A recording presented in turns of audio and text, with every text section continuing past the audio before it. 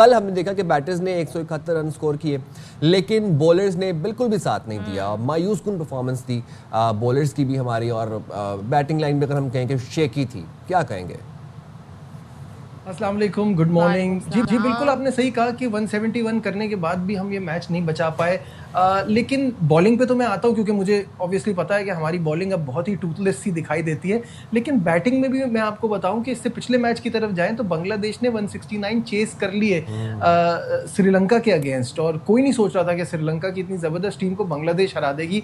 तो यहाँ पे भी हमको ये समझना था कि 170 171 is not enough. It's a decent score, इस पे फाइट हो सकती है, बट ये जीतने वाला स्कोर नहीं था। जिस तरह से पाकिस्तान ने पहले 10 ओवर में बैटिंग की, 90 कर लिया था, पावर प्ले में 55 for 1 जो कि हमारा हाईएस्ट पावर प्ले स्कोर है इन T20 इंटरनेशनल अगेंस्ट इंडिया, उसके बावजूद हम कैपिटलाइज नहीं कर पाए। यहाँ 195 200 तक जाना मस्त था अगर हमें इंडिया को कोई थ्रेट देनी थी, उनको अंडर प्रेशर लाना था। उसके बाद खैर वो तो इतना तेज़ खेले, उन्होंने तो शुरू के 6 ओवर में ही हमसे गेम छीन लिया, तो बाद में तो कुछ रहा ही नहीं था। डिसअपॉइंटिंग फॉर पाकिस्तान, बट ये तो हमें फेस करना ही पड़ा कल के इस मैच में। अच्छा, और नजीब चीज़ और बताएं, शाहीन और अबरार की बात करें, ज़ाहिर है हम खुद बैठ के इसी प्लेटफॉर्म पे अबरार के लिए बड़ा बात करते थे कि उनका इंक्लूजन टीम में होना चाहिए। 82 रन पड़े दोनों को, और दोनों किसी मौके पर भी हमने देखा कि वो भारतीय बैटर्स को परेशान नहीं कर सके। अब यहाँ पर सवाल उठता है कि आपकी बॉलिंग स्ट्रैटेजी थी क्या आप प्लानिंग करके गए थे, ख़ास तौर पर जब आपको पता हो आपके अगेंस्ट जो है वो बैटर्स हैं वो भी इंडियन। जी, ये वही बात हो गई ना, बॉलिंग में आपकी बिल्कुल ही दम नहीं लग रहा। और मुझे ऐसा लगता है कि ये 2-3 साल से सिलसिला चल रहा है। इससे पहले हम अपनी बॉलिंग को वर्ल्ड क्लास कहते थे, बड़ा नाज करते थे। अब तो समझ में ही नहीं आता। Right from the word go Abhishek Sharma ने जो चार्ज किया और गिल ने उनका साथ दिया, उसके बाद क्या शाहीन, क्या अबरार, क्या साइम, किसी को उन्होंने खाते में ही नहीं लिया और उन्होंने बहुत पिटाई की। सूर्या कुमार यादव प्रेस कॉन्फ्रेंस में भी कह रहे थे कि जो हमारा ओपनिंग पेयर है ना, ये आग और पानी का एक कॉम्बिनेशन है।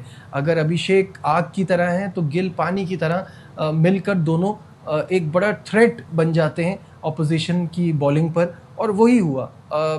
इनको जीतने के लिए हमने पहले ही कहा था कि अर्ली ऑन विकेटें लेना होगी, अदरवाइज ये दोनों अगर चल गए, और स्पेशली अभिषेक शर्मा जिनके 21 T20 इंटरनेशनल में 34 की एवरेज है और स्ट्राइक रेट ऑलमोस्ट 200 का है, तो ये तो फेमस है इसके लिए ना कि आपसे गेम छीन के ले जाते हैं, और कल बिल्कुल ऐसा ही हुआ।